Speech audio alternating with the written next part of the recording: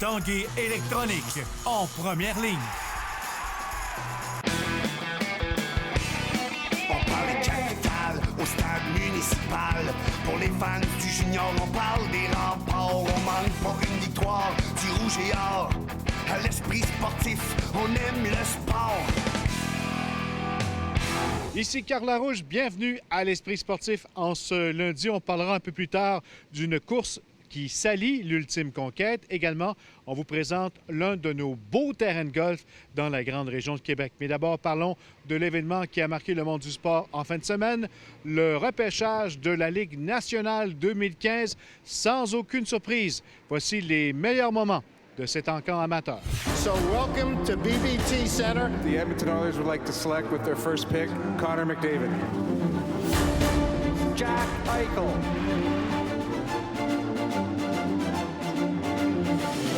Arizona Coyotes are pleased to select Dylan Strome. Les Sénateurs d'Ottawa sont fiers de choisir Thomas Chabot. Originaire de Sainte-Marie-de-Beauce, Thomas Chabot est le premier Québécois sélectionné. Montreal Canadiens are proud to select Noah Juleson. Les Islanders de New York sont fiers de repêcher Anthony Beauvillier. Excellent choix des Islanders de New York. Oh, et quelle belle image. La famille, les émotions. And with picked from Halifax, Timo Meier.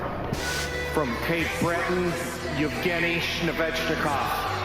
Boston is proud to select Jacob Zabarro from the St. John Sea Dogs. On parle d'un bilan très positif pour la Ligue de hockey junior majeur du Québec qui a vu 30 de ses joueurs être sélectionnés dans ces 2 jours de repêchage. Jérémy Roy du Phoenix de Sherbrooke a été soulagé lors de sa sélection au 31e rang, le premier de la journée de samedi. J'ai passé par beaucoup d'émotions. C'est sûr que des fois, je me suis dit OK, c'est peut-être mon tour, c'est peut-être pas mon tour. Puis c'est sûr que ça a été décevant un peu, mais à matin, c'est un autre jour. Puis je suis autant content d'être repêché en deuxième ronde qu'en première ronde. Plusieurs autres joueurs québécois ont été récompensés dans cette séance de sélection. Je réalise pas trop, c'est incroyable, c'est la Ligue nationale. Je joue au hockey depuis que je suis jeune pour jouer là. C'est la plus grosse ligue au monde. La surprise, je savais vraiment pas que les Blues s'étaient intéressés à moi. Puis je suis vraiment heureux d'être repêché. C'est incroyable de passer une journée avec ma famille comme ça, puis être repêché par une belle organisation comme Colorado. C'était vraiment stressant. C'est sûr qu'on rêve de ça quand on est plus jeune, puis on pense toujours à ça. Mais je pense que là, la poussière est retombée, puis là, ça fait du bien d'avoir sorti. Je veux t'avouer que je suis surpris un petit peu, mais je suis confiant, puis je vais arriver au camp prête. Je suis confiant en mon entraînement d'été, puis ça va bien aller. C'est vraiment excitant. C'est sûr, on est ici devant les domiciles. Puis moi, j'étais assis juste là-bas à votre gauche. Puis il y avait un gros groupe de fans des Panthers. Fait qu'aussi, je me suis fait choisir. Ils se sont tous levés, ils m'ont crié, ils m'ont tous félicité un après l'autre. À elles seules, les formations de la Caroline, du Colorado, de Nashville, Ottawa et Tampa Bay ont sélectionné 15 joueurs de la Ligue de hockey junior majeur du Québec. Alors, des équipes très actives au Québec. Michael Lalancette, TVA Sport, à Sunrise, en Floride. 2 joueurs des Remparts ont trouvé preneur lors du repêchage 2015. D'abord, les Hurricanes de la Caroline ont sélectionné le gardien Callum Booth au 4e tour du repêchage. Le portier de 18 ans a participé à 41 matchs dans la Ligue de hockey junior majeur du Québec la saison dernière. Il a conservé une moyenne de buts alloués de 3,05 et un taux d'efficacité de 900. Booth a aussi cumulé une fiche de 1 victoire, 1 défaite en série. Un autre joueur des Diables Rouges a trouvé preneur à l'encan le tour suivant. Dimitro Timashov a été appelé par les Maple Leafs de Toronto au 5e tour du repêchage, au 4e rang, 125e au total. L'attaquant ukrainien a complété sa seule année dans le circuit Courteau au sommet des pointeurs des Remparts avec une récolte de 19 buts et 71 aides. Par ailleurs, même s'ils n'ont pas été repêchés en fin de semaine, 3 autres joueurs des Remparts ont été invités à des camps pro. Nicolas Brouillard par les Maple Leafs de Toronto, Matt Murphy par les Penguins de Pittsburgh et finalement Raphaël Maheu par l'Avalanche du Colorado de Patrick Roy. Au golf, une golfeuse de la région a brillé ce week-end lors du championnat Island Resort du circuit Symetra Tour, l'antichambre de la LPGA. Anne-Catherine Tanguy, qui menait par un coup à l'aube de la ronde finale, a joué 75 et a conclu à égalité au 7e échelon. Tanguy a empoché une bourse de 3 230 $. Sarah Maud Juneau, elle, n'avait pas réussi à éviter le couperet la veille. Après la pause, une course dans la boue pour la bonne cause. On revient dans 3 minutes 30.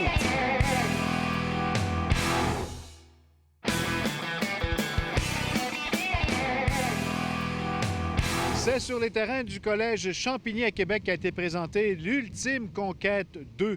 1000 braves ont bravé la boue et les joueurs du Rouge et Or pour une bonne cause.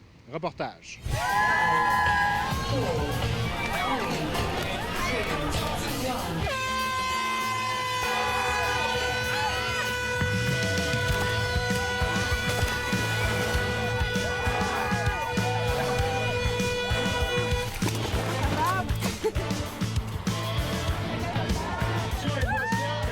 Notre défi, c'était de revenir propre. On a échoué totalement. Vraiment très hot, là. On est super propre maintenant. C'était vraiment génial. On a trippé au bout. C'était super le fun. Oui. Encore une fois, cette année, ils sont nombreux à franchir une vingtaine d'obstacles dispersés en pleine nature. Sur une distance de 5 km, un réel défi.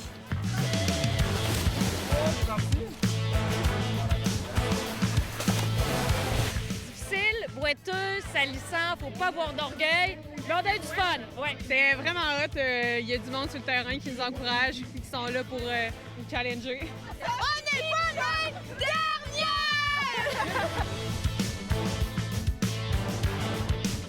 Dans le bois, plusieurs surprises attendaient les participants, dont une quarantaine de joueurs du Rouge et Or football déguisés pour rendre la tâche un peu plus difficile. Et l'omniprésence de la boue donne du fil à retordre aux participants. Au début, on trouvait que c'était mollo. On disait, ça va bien. Jusqu'à temps qu'on arrive vraiment dans les trous de boîte, là, ça a été un peu intense. Je pense qu'on en témoigne bien. 1000 coureurs âgés de 12 ans et plus ont participé à cette deuxième édition de l'Ultime Conquête. Et même Monsieur Jacques Tanguay s'est risqué à l'épreuve. Oui, c'est la première. L'an passé, je l'ai marché puis avec mes chiens. J'ai fait le tour voir qu'est-ce que ça avait de l'air. Puis cette année, je me suis entraîné un petit peu. Puis j'ai eu beaucoup de plaisir à le faire. Il y a des coins qui sont assez difficiles, plus faciles pour les jeunes, mais c'est très excitant. Et j'entendais parler des gens tantôt en file pour la douche. Ils disaient l'an prochain, on va venir plus nombreux.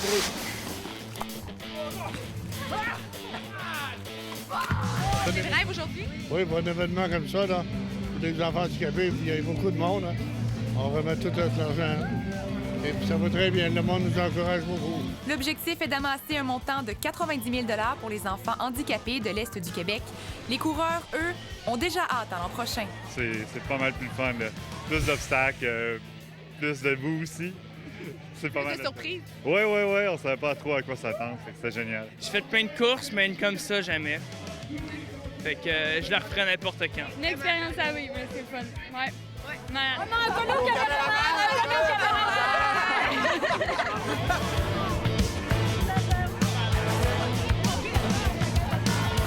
Valérie Chouinard, TVA Nouvelles, Québec.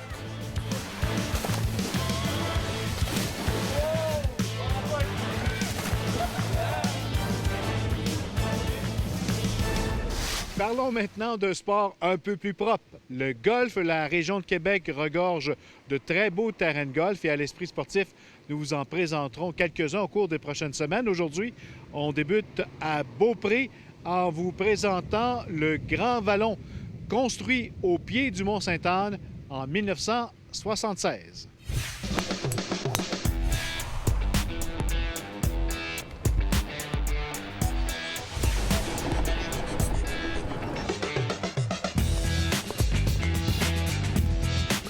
Bienvenue à l'Esprit sportif. Merci. On est au club de golf le Grand Vallon du Mont-Sainte-Anne. Vous êtes la professionnelle. Qu'est-ce qu'on peut dire en partant de ce club de golf?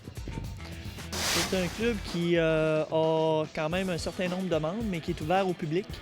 Et le décor est incroyable. On a la montagne de ski derrière nous sur chaque trou.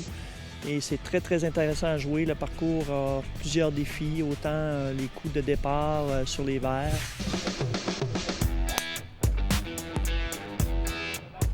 C'est un club de golf qui a beaucoup d'historique, construit en 1976, mais qui a évolué au cours des dernières années avec le nouveau propriétaire. Oui, en effet, RCR est devenu propriétaire en 1999. Ils ont poursuivi la politique de service VIP, donc destination golf, un club de destination golf. On a beaucoup d'hôteliers dans le secteur, donc on fait beaucoup affaire avec ces gens-là. Les gens partent en vacances, donc ils recherchaient un tout inclus, voiture électrique, terrain de pratique, et une journée incroyable, quoi. On a changé quelques petites choses. Cette année, les gens ont le droit de venir jouer à pied après 12h30 et on voit de plus en plus de golfeurs marcher au Grand Vallon. C'est très intéressant. Les 9 trous, toutefois, se jouent en voiture motorisée uniquement. Ils peuvent jouer le matin sur le deuxième 9 ou selon notre achalandage, on peut les faufiler soit sur le deuxième 9 ou sur le premier 9. Et effectivement, les gens recherchent un 9 trous soit par temps ou par expérience de jeu. On a des gens qui disent « Ah, ma conjointe commence » ou « Mon conjoint commence ». Je pense qu'un 9 trous, ça serait suffisant, ou même les enfants, venir jouer en famille. Donc, un 9 trous, 2 heures de temps sur le terrain, c'est suffisant pour les gens qui débutent ou les gens qui manquent de temps. Mélanie, on est présentement ici sur le trou numéro 12, qu'on dit le trou le plus difficile au Grand Vallon. Pourquoi? Bien, parce que la distance est quand même assez grande, puis il y a la difficulté du lac. La shot avant le lac est en descendant, puis le trou de l'autre côté est en montant. Donc, c'est pour ça que c'est un petit peu difficile. Tu connais bien ton terrain, tu es ici depuis 15 ans. Comment on peut le qualifier, le terrain du Grand Vallon? Bien, moi, je pense qu'on peut le qualifier surtout par l'environnement qu'il y a autour, puis c'est effectivement très important pour nous, le côté environnemental. On est dans un endroit magnifique avec la montagne qui est juste à côté, en fond, le terrain est à la base de la montagne. On a le guide du parcours dans les cartes qui est plastifié, fait qu'à ce moment-là, on n'a pas besoin de le donner à chaque personne. Fait que c'est un autre petit geste là, qui va dans la lignée de notre responsabilité envers l'environnement. Le golf est difficile durant ces dernières années. Je pense que tout le monde cherche la recette secrète. Nous, on essaie quand même d'offrir une qualité de terrain qui fait que les gens vont venir jouer chez nous à un prix abordable. Et puis, on vise beaucoup le service à la clientèle. Donc, notre clé à nous, c'est le service à la clientèle. On veut que les gens, quand ils arrivent, on les reçoit comme s'ils venaient dans notre salon. Et on veut qu'ils passent une agréable journée chez nous. Voilà qui complète l'esprit sportif pour aujourd'hui. On se dit à demain. Bye bye.